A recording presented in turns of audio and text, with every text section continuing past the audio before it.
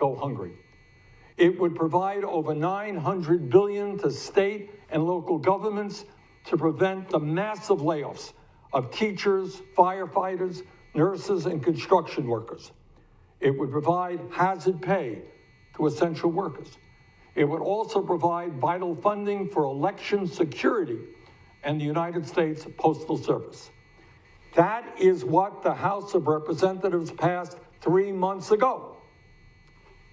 And what has Mitch McConnell and the Republican leadership in the Senate done since then?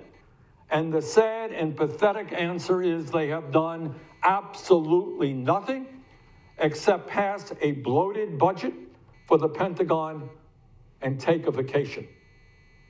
Now, some of you may have heard that Trump signed some executive orders at his country club 3 weeks ago.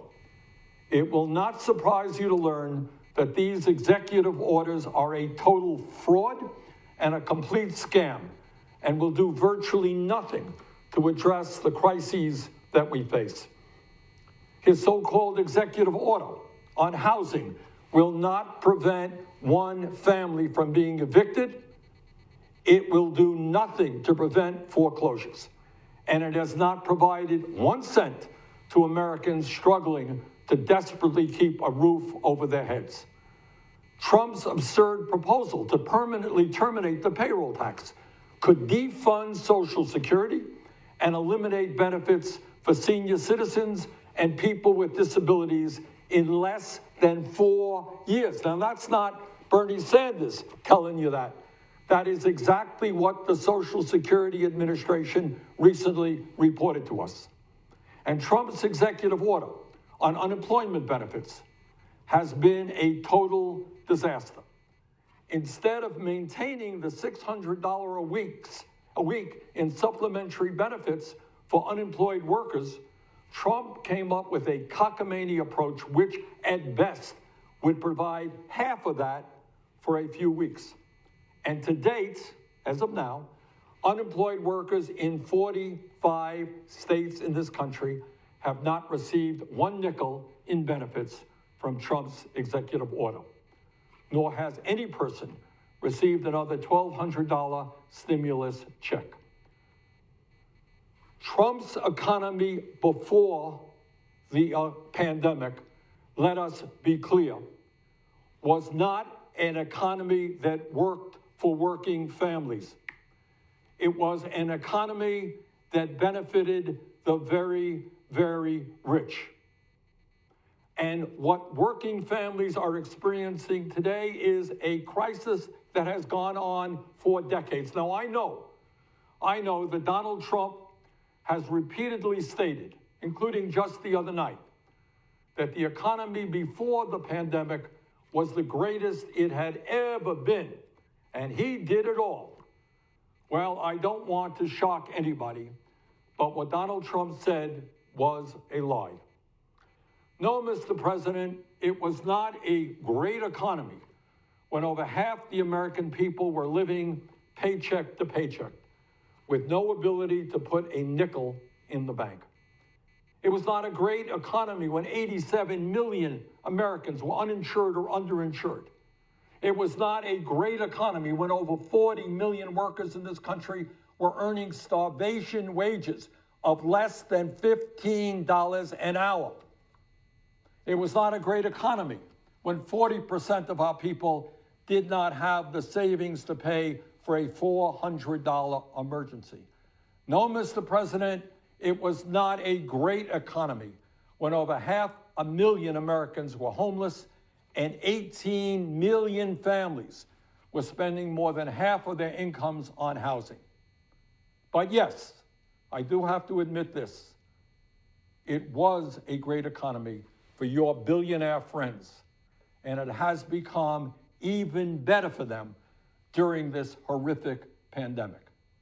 But let us be clear, it has been an absolute disaster for working families. Joe Biden and I have differences of opinion, and that is no great secret.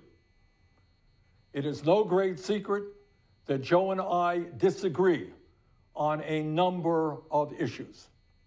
But there is no question but that the economic proposals that Joe is supporting are strong and will go a long, long way in improving life for working families.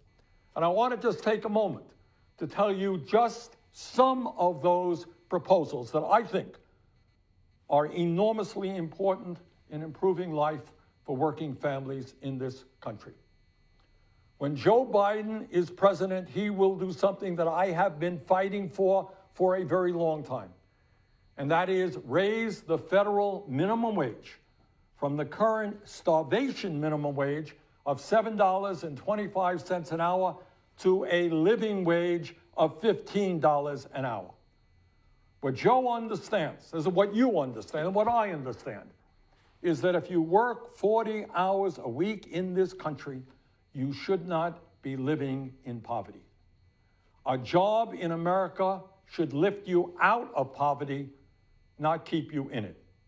And let's be clear, when we increase that federal minimum wage to $15 an hour, we will be raising the wages of more than 40 million workers. And Joe Biden also understands that we have to guarantee in this country that every woman gets equal pay for equal work. Women cannot continue to work for 75, 80 cents on the dollar compared to men.